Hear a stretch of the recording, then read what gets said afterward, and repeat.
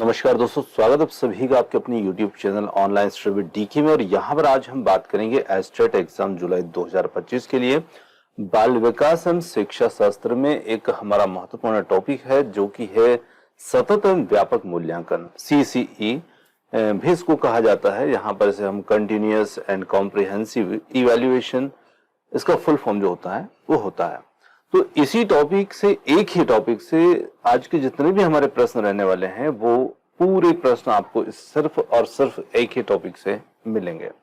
देखिए, एक ही टॉपिक से जब हमारे पास बहुत सारे प्रश्न होते हैं तो कहीं ना कहीं हर तरह के प्रश्न जो होते हैं वो उसमें शामिल हो जाते हैं। तो हमारा टॉपिक जो है वो आज इसी पर आधारित रहने वाला है। तो चलिए बिना देर किए वीडियो को स्टार्ट करते हैं। और यहाँ पर इसमें जो 2011 से लेकर के 2025 तक के जो भी प्रश्न इस टॉपिक से बनते हैं वो भी हमने इस वीडियो में इंक्लूड कर लिए हैं। तो चलिए बढ़ते हैं आज के इन प्रश्नों की ओर और देखते हैं आज के बाल विकास एवं शिक्षा शास्त्र के महत्वपूर्ण टॉपिक सतत एवं व्यापक मूल्यांकन के प्रश्नों को। चलिए फर्स्ट क्वेश्चन लेते हैं। यहाँ पर फर्स्ट क्वेश्चन आता है, CCE का मुख्य उद्देश्य क्या है? तो यहाँ पर 4 विकल्प हमारे हैं। केवल विद्यार्थी की परीक्षा लेना, केवल वार्षिक परीक्षा के आधार पर मूल्यांकन करना, विद्यार्थियों के समग्र विकास का मूल्यांकन करना या शिक्षक के प्रदर्शन का मूल्यांकन करना। देखिए, CCE जो है, इसका जो हमने अभी बात की थी कि जो इसका फुल फॉर्म होता है वो होता है यहाँ पर कंटिन्यूअस एंड कॉम्प्रिहेंसिव इवैल्यूएशन। तो यहाँ पर सतत एवं व्यापक, अब दो ही शब्द हमारे पास में यहाँ पर बनते हैं, सतत और व्यापक। सतत का मतलब है कंटिन्यू और व्यापक का मतलब है कि उसके बच्चे के जो सभी प्रकार के क्षेत्र हैं जिसमें शैक्षिक और सशैक्षिक दोनों क्षेत्र, सामाजिक क्षेत्र, जितने भी क्षेत्र उसके बनते मूल्यांकन के, वो सब इसमें शामिल हो जाएं। तो ये है सतत और व्यापक। अब ये सिर्फ बच्चे की जो परीक्षा होती है उसी का मूल्यांकन केवल नहीं करता है। तो यहां पर हम कह सकते हैं कि यहां पर ये विद्यार्थी के समग्र विकास का मूल्यांकन करता है कि बच्चे का समग्र विकास जो है वो किन क्षेत्रों में किस किस प्रकार से हुआ है। तो यहां पर इसका जो उद्देश्य होता है वो अकादमिक के साथ साथ बच्चे का संज्ञानात्मक, भावनात्मक, सामाजिक और नैतिक विकास, इन सभी का मूल्यांकन करना होता है। और ये प्रणाली जो होती है निरंतर होती है, साथ ही साथ बहुआयामी मूल्यांकन इसमें होता है। तो यहां पर ऑप्शन सी हो जाता है हमारा उत्तर। आगे अगला क्वेश्चन आता है, CCE के अंतर्गत कौन सा मूल्यांकन शामिल होता है? तो यहां पर है केवल वार्षिक परीक्षा, केवल गृह कार्य मूल्यांकन, केवल शब्द को तो आप छोड़ ही देना उन विकल्पों को जिसमें केवल लगा हुआ हो। तो यहां पर देखिए, केवल वार्षिक, केवल गृह कार्य, केवल मौखिक, तो ये तीनों ही विकल्प हमारे कट हो जाएंगे क्योंकि ये केवल पर आधारित नहीं है। ये सभी क्षेत्रों पर होता है जिसमें प्रारूपिक और संप्रत्यात्मक मूल्यांकन जो होते हैं वो इसमें शामिल होते हैं। जी हाँ, CCE प्रणाली में मूल्यांकन के जो प्रकार बन जाते हैं वो 2 प्रकार के होते हैं। एक होता है हमारा फॉर्मेटिव जो प्रारूपिक होता है, और ये मूल्यांकन जो होता है ये शिक्षण प्रक्रिया के दौरान किया जाता है जिसमें प्रश्न उत्तर है, प्रोजेक्ट वर्क होते हैं, चार्ट बनाना है, ये कार्य आदि इसमें शामिल होते हैं। अब बात की जाए संप्रत्यात्मक की, तो यहाँ पर ये जो होता है ये अवधि समाप्ति पर होता है। जैसे कि हमारी त्रैमासिक की जो एग्जाम्स होती है ना, हाफ ईयरली एग्जाम्स होती है, तो इन्हें एनुअल एग्जाम होती है, ये अवधि के आधार पर होते हैं। तो यहाँ पर ये दोनों प्रकार जब मिलते हैं तो ये छात्र की समग्र प्रगति का मूल्यांकन यहाँ पर आकलन करते हैं। चलिए आगे लेते हैं प्रश्न, CCE में सतत शब्द का क्या तात्पर्य होगा? तो केवल परीक्षा लेना। देखिए, केवल वाले शब्द को तो आप केवल हटा ही देना, वो हमारा उत्तर बनेगा ही नहीं। जहां पर सतत और व्यापक की बात होगी वह केवल शब्दों वाले विकल्प आप कट कर देंगे तो आपके लिए उत्तर को निकालना बहुत आसान हो जाएगा। तो यहाँ पर केवल परीक्षा लेना, एक बार मूल्यांकन करना, नियमित और निरंतर मूल्यांकन करना, या फिर केवल लिखित मूल्यांकन करना। तो आप निश्चित रूप से सही उत्तर पर पहुंच गए होंगे। नियमित और निरंतर मूल्यांकन करना, यही हमारे CCE का यहाँ पर तात्पर्य होगा। इसमें जो शब्द दिया है सतत मतलब कि कंटिन्यू, नियमित और निरंतर। CCE में व्यापक शब्द किस चीज की ओर संकेत करेगा? तो व्यापक शब्द जो होगा वो किस चीज की ओर संकेत करेगा? तो यहां पर केवल वाले शब्द को आप हटा दें तो आपके सामने आपका उत्तर मौजूद है, वो है ऑप्शन नंबर सी, जहां पर छात्र के समग्र व्यक्तित्व का विकास। जी हाँ, व्यापक जो शब्द होगा ये यहाँ पर सुनिश्चित करेगा कि केवल शैक्षणिक प्रदर्शन नहीं बल्कि आचरण, सामाजिक कौशल, बच्चे का भावनात्मक संतुलन, नेतृत्व क्षमता आदि की को भी यहाँ पर आंका जाए। तो यही हमारा इसमें उत्तर होगा। ऑप्शन नंबर सी हमारा यहाँ पर उत्तर होगा। चलिए अगला प्रश्न है हमारा, सीसीई का लाभ क्या है यहाँ पर। तो सीसीई के लाभ की बात करेंगे। यहाँ पर सीसीई का लाभ क्या होगा, तो सीसीई केवल मेधावी छात्रों को लाभ मिलता है, केवल रटने पर ध्यान देता है, छात्र की विभिन्न क्षमताओं की पहचान होती है, या फिर छात्र परीक्षा से डरता है। तो यहाँ पर यदि सही उत्तर की बात करें तो वो होगा आपके सामने, छात्र की विभिन्न क्षमताओं की इसमें पहचान होती है। जी हाँ, विकल्प सी हमारा यहाँ पर उत्तर होगा, क्योंकि ये एक बहुआयामी रूप से यहाँ पर बच्चों का जो आकलन होता है वो किया जाता है, जिसमें उसकी रुचि, उसकी प्रतिभा, उसके व्यवहार, नेतृत्व क्षमता आदि सभी चीजें इसमें शामिल होती है। और इससे शिक्षक जो होते हैं वो उस बच्चे की वास्तविक क्षमताओं को जान पाते हैं। तो यहाँ पर विभिन्न क्षमताओं की पहचान होगी। ऑप्शन सी हमारा उत्तर होगा। सीसी प्रणाली का मुख्य लाभ क्या है, तो यहाँ पर शिक्षक को कम कार्य करना पड़ता है, केवल लिखित परीक्षा, छात्र की संपूर्ण योग्यता का मूल्यांकन किया जाता है, परीक्षा में अनुशासन बनता है। तो देखिए यहाँ पर यदि हम बात करें तो छात्र की संपूर्ण योग्यता का मूल्यांकन किया जाता है। अब देखिए इसके जब प्रश्न आते हैं ना, तो वहां पर आप जो चीजें समग्र चीजों को दर्शाती है वही आपके उत्तर ज्यादातर इसमें बनेंगे। केवल वाले उत्तर कट हो जाएंगे, विकल्प कट हो जाएंगे, तो आपके लिए उत्तर यहाँ पर निकालना काफी आसान हो जाएगा। चलिए आगे लेते हैं अगले प्रश्न को। अगला प्रश्न आता है, सीसी के अंतर्गत निम्नलिखित में से कौन सी गतिविधि प्रारूपिक मूल्यांकन में आती है। अब यहाँ पर देखिए गतिविधि पूछी है जो प्रारूपिक मूल्यांकन में आती है, त्रैमासिक, वार्षिक, परियोजना कार्य या सेमेस्टर परीक्षा। तो देखिए इसके ऊपर हमने बात की थी कि यहाँ पर ये दो प्रकार का होता है, जिसमें एक जो होता है, देखिए इसके जो दो प्रकार होते हैं, एक होता है हमारा प्रारूपिक मूल्यांकन और एक होता है संप्रत्यात्मक। तो प्रारूपिक जो होता है इसके दौरान हम प्रश्नोत्तर, परियोजना कार्य, चार्ट बनाना आदि इसमें शामिल करते हैं, और संप्रत्यात्मक जो होता है उसमें हम अवधि पर समाप्ति पर यह होता है, साथ में इसमें जो हमारी परीक्षाएं होती है जैसे त्रैमाही, छमाही, वार्षिक आदि इसमें शामिल होती हैं। तो यहाँ पर प्रारूपिक मूल्यांकन की बात पूछी है और उसमें शामिल होगा विकल्प नंबर सी, जो कि प्रोजेक्ट वर्क के रूप में होगा। यहाँ पर ये तीनों जो होंगे ये संप्रत्यात्मक में आएंगे। सीसी का क्या उद्देश्य है, कठिन परीक्षा प्रणाली बनाना, छात्रों पर दबाव बनाना, यह तनाव मुक्त और निरंतर मूल्यांकन प्रणाली लागू करना, वार्षिक परीक्षा को कठोर बनाना। तो यहाँ पर होगा विकल्प सी, तनाव मुक्त और निरंतर मूल्यांकन प्रणाली जो है वो लागू यहाँ पर करना। चलिए आगे लेते हैं अगले प्रश्न को। प्रणाली के अंतर्गत मूल्यांकन का आधार क्या होना चाहिए, केवल अंक, केवल उपस्थिति, विविध मूल्यांकन तकनीकी या केवल लिखित परीक्षा।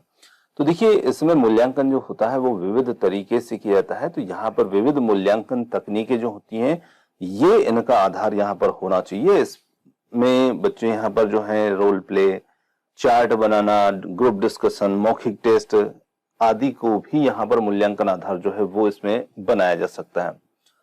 आगे देखिए सीसी प्रणाली किस आयोग की सिफारिश पर आधारित है, कोठारी आयोग है, यशपाल समिति है, मुल्ला आयोग है या विवेकानंद आयोग है। तो बात करें यहाँ पर सीसी प्रणाली जो है ये कोठारी आयोग, ऑप्शन नंबर जो फर्स्ट होगा ये हमारा उत्तर होगा। यहाँ पर जो कोठारी आयोग है, कोठारी आयोग ने वर्ष 1964 से 66 में सतत व्यापक मूल्यांकन को राष्ट्रीय शिक्षा नीति में शामिल करने की सिफारिश यहाँ पर इन्होंने की थी। तो ये ध्यान रखिएगा। सीसी प्रणाली में किस प्रकार का मूल्यांकन प्रमुख भूमिका निभाता है, एकल परीक्षा प्रणाली, निरंतर बहुस्तरीय मूल्यांकन, केवल शिक्षक मूल्यांकन या केवल छात्र मूल्यांकन। तो यहां पर सही उत्तर जो हमारा बनता है वो बनता है निरंतर और बहुस्तरीय मूल्यांकन। ऑप्शन नंबर जो बी होगा वो यहां पर हमारा उत्तर होगा। चलिए सीसी का फॉर्मेटिव असेसमेंट किसका मूल्यांकन करता है, तो यहां पर देखिए परीक्षा परिणाम है, सीखने की प्रक्रिया के दौरान प्रगति या स्कूल की उपस्थिति या केवल गृह कार्य। तो इसके ऊपर हम बात कर चुके हैं कि जो फॉर्मेटिव होता है ये कब होता है, तो ये होता है सीखने की प्रक्रिया के दौरान प्रगति बच्चे की जो होती है वो यहाँ पर देखी जाती है, इस पर यह आधारित होता है। तो ऑप्शन नंबर बी हमारा उत्तर होगा। आगे देखिए, सीसी प्रणाली के अनुसार कौन सी विशेषता छात्रों को गैर शैक्षणिक विकास का आकलन करती है?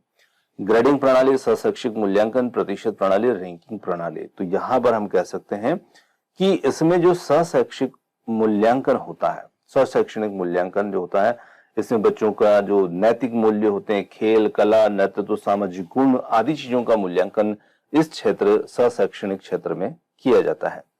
सीसी प्रणाली में ग्रेडिंग का उपयोग क्यों किया जाता है? तो यहां पर ग्रेडिंग का उपयोग क्यों किया जाता है? छात्रों को अंक नहीं दिए जाते हैं, छात्रों को प्रतियोगिता बढ़ाने के लिए, छात्रों पर दबाव कम करने के लिए, छात्रों को फेल करने के लिए। तो यहां पर हम कह सकते हैं कि सीसी प्रणाली जो होती है इसमें ग्रेडिंग का उपयोग जो होता है छात्रों पर दबाव कम करने के लिए किया जाता है। ऑप्शन नंबर सी हमारा उत्तर होगा। सीसी प्रणाली में कौन सी तकनीक मूल्यांकन के लिए सबसे उपयुक्त नहीं मानी जाती है? सबसे उपयुक्त नहीं मानी जाती है, ये हमें इसमें देखना है। तो देखिए, जब नहीं वाले प्रश्न होते हैं तो यहाँ पर ध्यान पूर्वक हमें देखना चाहिए, क्योंकि जल्दबाजी में गलती इसमें होती है। हाँ पूछा है कि नहीं पूछा, ये हमें देखना जरूरी होता है। तो यहाँ पर है प्रश्नोत्तर, रोल प्ले, एक वार्षिक परीक्षा, कक्षा में पर्यवेक्षण। तो यहाँ पर जो तकनीक होगी जो उपयुक्त नहीं होगी, एक वार्षिक परीक्षा, ये यहाँ पर इसमें उपयुक्त नहीं होगी। ये मूल्यांकन जो है ये हमने देखा कि इसमें त्रैमासिक, अर्धवार्षिक आदि परीक्षाएं, वार्षिक परीक्षाएं शामिल होती है। तो ऑप्शन सी यहाँ पर उत्तर होगा। सीसी प्रणाली में किस राष्ट्रीय नीति के तहत अनिवार्य हुई है? तो यहाँ पर एनसीएफ 2005, आरटी एक्ट 2009 या एनपीई 1986 या एसएसए 2001। तो यहाँ पर आरटी एक्ट 2009 जो था, इसके तहत यहां पर सीसी प्रणाली जो है ये अनिवार्य हुई है।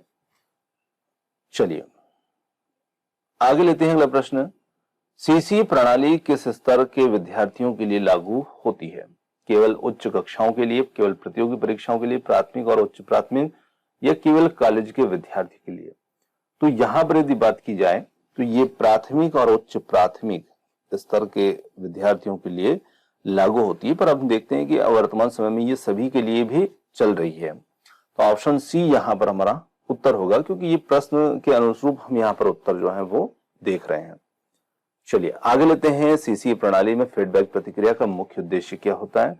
छात्र को दंडित करना, शिक्षक की गलती निकालना, छात्र को सीखने में सहायता करना है, छात्र की तुलना करना।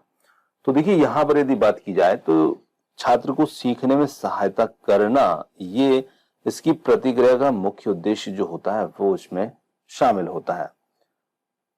ऑप्शन सी हमारा उत्तर होगा।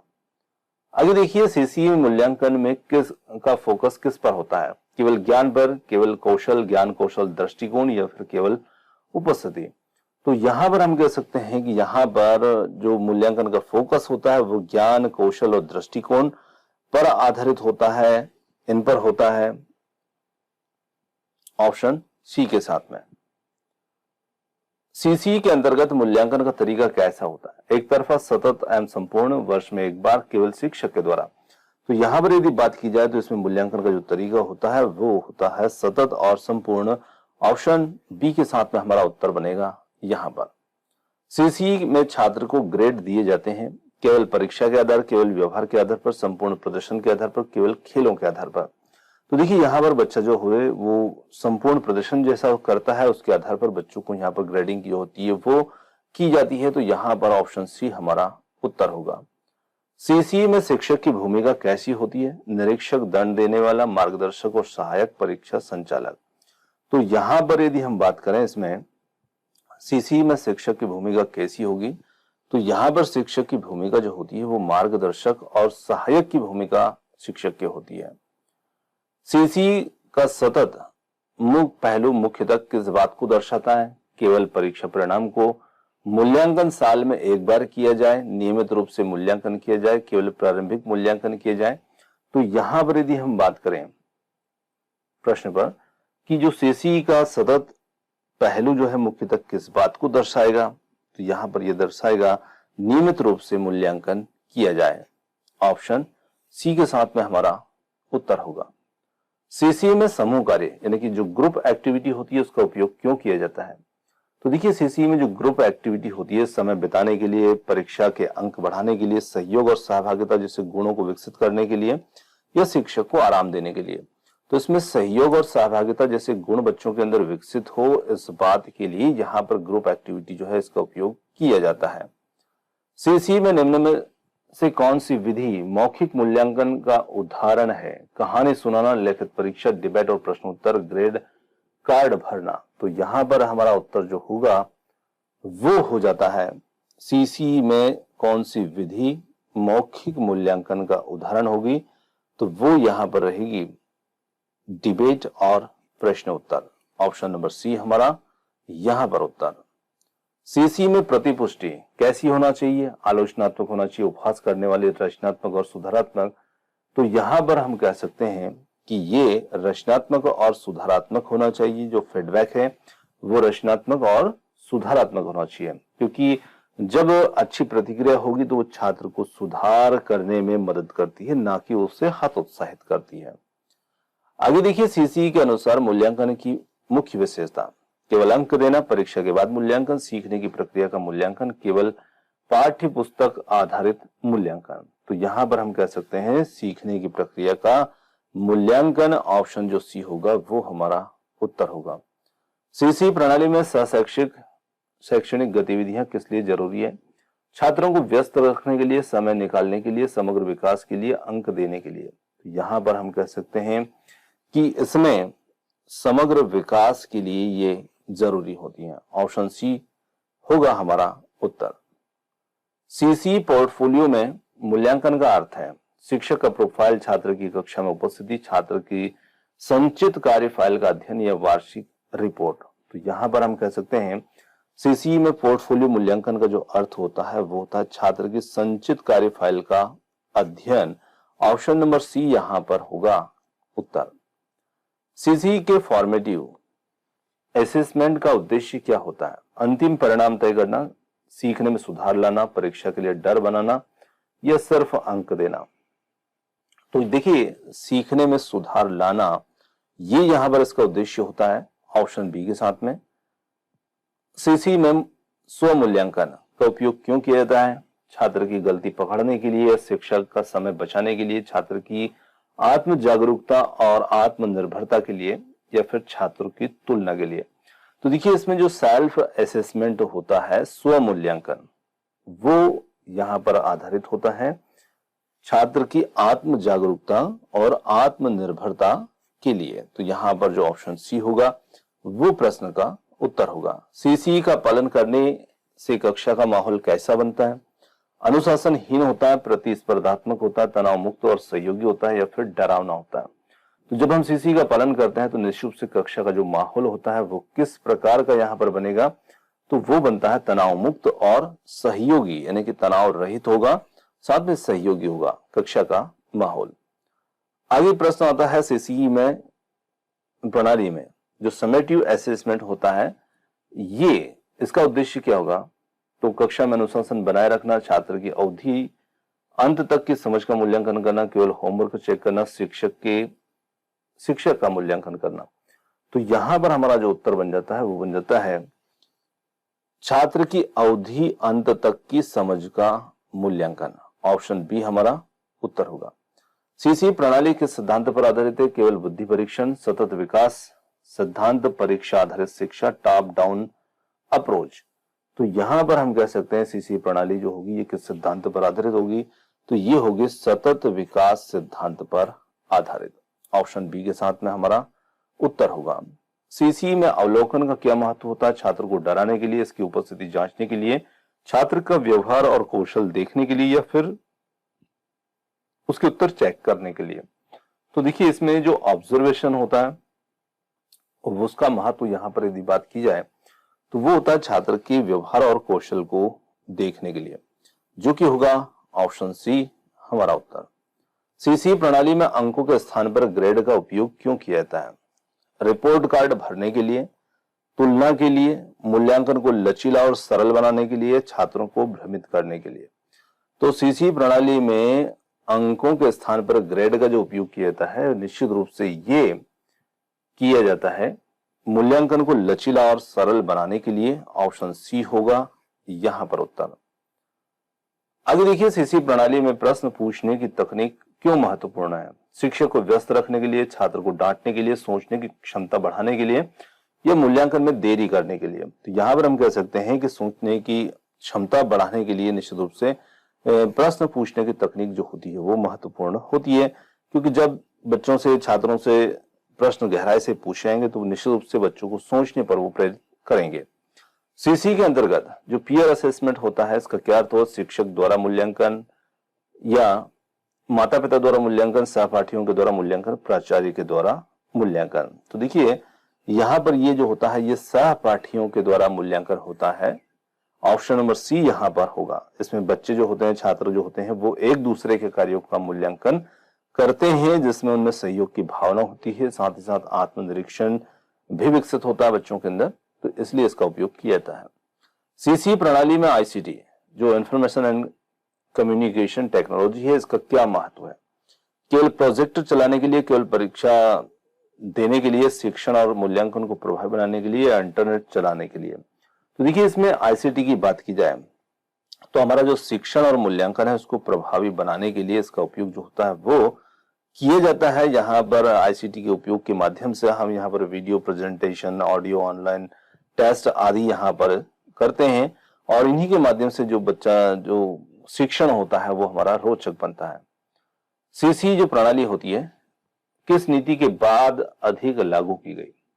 तो यहाँ पर एनएपी 1986, एनसीएफ 2005, आरटी 2009 या एसएसए 2001। तो किस नीति के बाद ये अधिक लागू हुई? तो यहाँ पर आरटी 2009 के बाद में। चलिए आगे लेते हैं, सीसी प्रणाली में शिक्षक की भूमिका मुख्यतः क्या होती है? तो इसके ऊपर हम बात कर चुके हैं, एक प्रश्न पहले भी देख चुके हैं। यहाँ पर शिक्षक की जो भूमिका होती है वो होती है मार्गदर्शक और सहयोगी की भूमिका होती है। आगे देखते हैं, सीसी में व्यापक शब्द किसको दर्शाता है? केवल छात्र की लिखित परीक्षा को, खेल और चित्रकला को, छात्र के संपूर्ण व्यक्तित्व का मूल्यांकन या फिर अधिक विषयों का बोझ?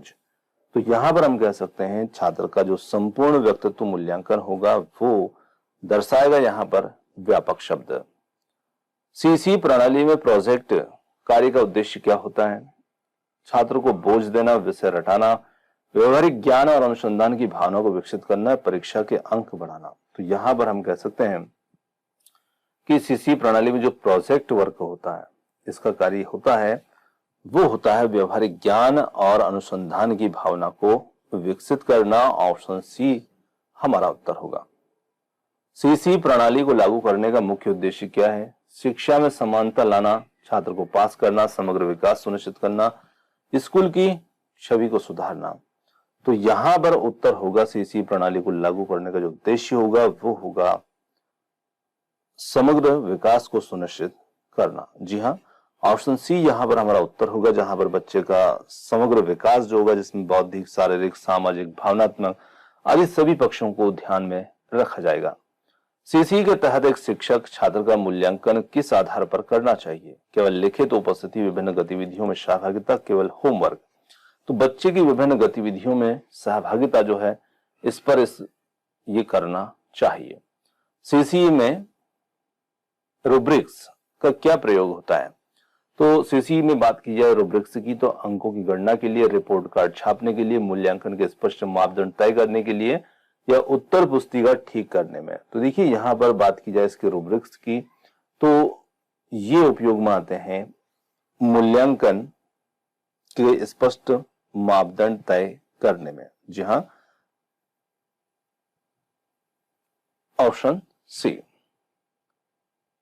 सीसी में समय समय पर मूल्यांकन होता है तो यहां पर जो होता है वो उत्तर हो जाता है हमारा सीखने में निरंतर सुधार होता है। ऑप्शन सी हमारा उत्तर होगा। सीसी के तहत कला आधारित शिक्षण क्यों जरूरी है? बच्चों को व्यस्त रखने, परीक्षा में पास करने के लिए, या रचनात्मक और अभिव्यक्ति को प्रोत्साहन देने के लिए, या रिपोर्ट कार्ड सजाने के लिए? तो यहां पर हम कह सकते हैं कि जो कला आधारित शिक्षण होता है निश्चित रूप से ये बच्चों में रचनात्मक और अभिव्यक्ति को प्रोत्साहन देने के लिए, जरूरी होता है? ऑप्शन सी के साथ में हमारा उत्तर होगा। सीसी मूल्यांकन प्रणाली किस तरह की शिक्षा को बढ़ावा देती है? पाठ्य पुस्तक आधारित, प्रतियोगी, अनुभवात्मक और खोज आधारित। रटंत, तो यहां पर हम कह सकते हैं अनुभवात्मक और खोज आधारित जो है शिक्षा, इसको सीसी यहां पर जो है वो बढ़ावा देती है। इसमें देखा हमने प्रोजेक्ट जो होते हैं, प्रोजेक्ट वर्क इसमें शामिल होते हैं। आगे देखिए, सीसी में व्यवहार मूल्यांकन का उद्देश्य है सजा देना, अनुशासन बनाए रखना, सामाजिक नैतिक विकास का आकलन या सहपाठियों से तुलना। तो यहां पर हम कह सकते हैं सही उत्तर होगा ऑप्शन नंबर सी, जिसमें सामाजिक और नैतिक विकास आकलन शामिल होगा। सीसी प्रणाली में अवधारणात्मक जांच क्यों उपयोगी है? आर्ट वर्क दिखाने के लिए, रटंत विद्या से हटाने के लिए, अवधारणात्मक आपस में जोड़कर समझने के लिए, लिखावट सुधारने के लिए। तो यहां पर हमारा सही उत्तर जो होता है सीसी प्रणाली में अवधारणात्मक जांच जो होती है क्यों उपयोगी होती है? तो ये होती है अवधारणाओं को आपस में जोड़कर समझने के लिए। तो ऑप्शन जो सी होगा ये हमारा उत्तर होगा। सीसी में चेकलिस्ट का क्या कार्य होता है? उपस्थिति दर्ज करना, मूल्यांकन के लिए बिंदुओं को सूचीबद्ध करना, सिलेबस लिखना या ग्रेड देना। तो यहां पर हम कह सकते हैं कि चेकलिस्ट जो होती है ये मूल्यांकन के लिए बिंदु जो होते हैं उनको सूचीबद्ध करना इसके लिए जरूरी होती है, और इसमें ऑप्शन बी होगा यहां पर उत्तर। सीसी में समावेशी शिक्षा जो इंक्लूसिव एजुकेशन है, इसको कैसे बढ़ावा मिलता है? प्रतियोगिता द्वारा एक जैसे प्रश्न पूछकर, सभी क्षमताओं के लिए के बच्चों के लिए अवसर देकर, केवल तेज छात्रों पर ध्यान देकर। तो देखिए, समावेशी शिक्षा सभी बच्चों, सभी की क्षमताओं के लिए होती है। तो यहां पर समावेशी शिक्षा किसी एक पर विशेष ना होकर के सभी को एक साथ समान अवसर प्रदान करती है। तो सभी क्षमताओं के बच्चों के लिए अवसर देकर यहां पर ये आधारित होती है।